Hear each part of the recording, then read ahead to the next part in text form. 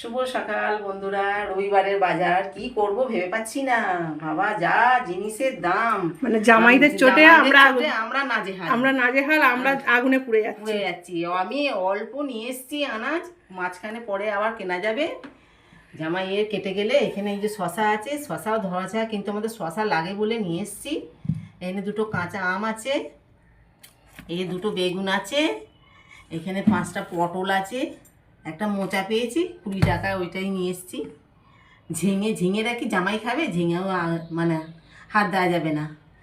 Tomato, এই দুটো কাগজি লেবু, না তো এটা গন্ধরাজ লেবু, আর এই যে কাগজি লেবু নিয়ে এসেছি।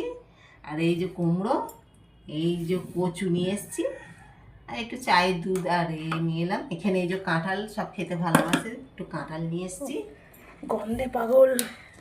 আর এখানে এই যে ওদের মাংস নিয়ে এসেছি একটু, আর এই যে এই মাছেও হাত দেওয়া যাচ্ছে না, তাই নিয়ে এসেছি কোনো রকমের এই যে মাছ।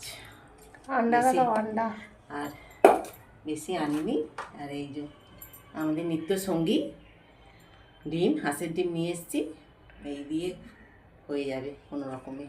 চলো আজ এই পর্যন্তই, সবাইকে আপাতত টাটা।